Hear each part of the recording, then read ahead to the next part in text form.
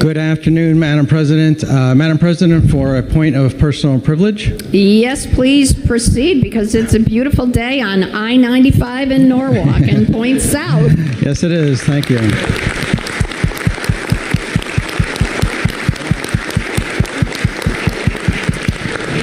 Thank you, Madam President. Well, I'm here with my colleagues from the Norwalk delegation. We have Representative Dominique Johnson, Representative Travis Sims, Representative Tracy Marr, Representative Lucy Dathan, Representative Kadeem Roberts.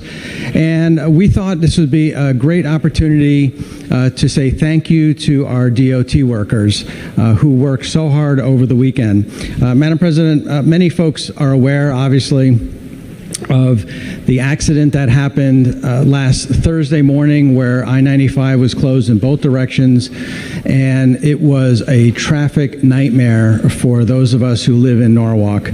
And it was not only an inconvenience for people trying to get through the area, but it was really very, very difficult for the people of the city of Norwalk. And it was nobody who would imagine that a petroleum truck with 8,000 gallons of petroleum would catch fire under a new bridge, a 10-year-old bridge, and then completely destroy it. And that's exactly what happened. Thankfully, nobody was injured or killed, so we had that to be thankful for. But nonetheless, it was a huge fire and a huge problem, where you have over 120,000 cars per day traveling in that area. So you can imagine all that on local roads. Thankfully, through the leadership of the Lamont administration, with our DOT commissioner and our workers, they mobilized right away. And they said, look, we're going to work hard. We know this bridge, after evaluation, this bridge is going to have to come down, and we're going to work as quickly as possible to do that in the safest manner possible. And so our DOT workers and contractors were able to then get to work, mobilize right away, and be able to take that bridge down. And so, Madam President, I was able to go down on site on Saturday at about 12:30 and watch everybody really pulling together, working to get that bridge down. And if you couldn't make it down to the site, thanks to our commissioner, Garrett Eucalito, people could watch on the webcam to watch the progress being made minute by minute by minute. I know there's a lot of people around the circle here. There were people all over Connecticut.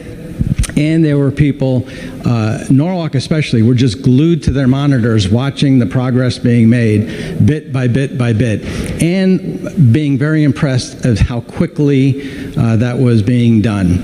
So, Madam President, when we just the other day had the opportunity to vote on a contract for our state employees. And I had mentioned in my remarks about when we're voting on these contracts, and a lot of times we don't really think tangibly about the people who work for the state of Connecticut. I mentioned DMV, I mentioned DOT, I mentioned snowplow drivers, DCF and others, and that we have this opportunity to vote on that, and that our employees these are the faces of our employees who are behind me. These are the ones who actually got this highway opened a day ahead of schedule. When it was announced by the governor that northbound I-95 was open at 8:00 p.m. on Saturday, you could hear the roar from the people of Norwalk, and I'm sure the DOT workers as well, that they were so happy that they were able to help get that done. And then by Sunday morning, a whole day ahead of schedule again, because it was estimated that it wouldn't open again until Monday morning for the rush hour. And that was a hope. That wasn't a promise, it was a hope. And they were able to do that. So watching the webcam, I know on Sunday, I was like, they're going to get this thing open right away. I know it. And they did. And so traffic went back to normal again, and the flow was there. And so I know that we were at a press conference this morning thanking our first responders, thanking our DOT workers. There's, as the commissioner said, nobody likes to hear the roar of traffic on I-95, but today was a day we were welcoming the roar of traffic on I-95 for sure. So, Madam President, I just wanted to take this opportunity, I know along with the rest of the delegation, to say thank you, to say thanks for a job well done.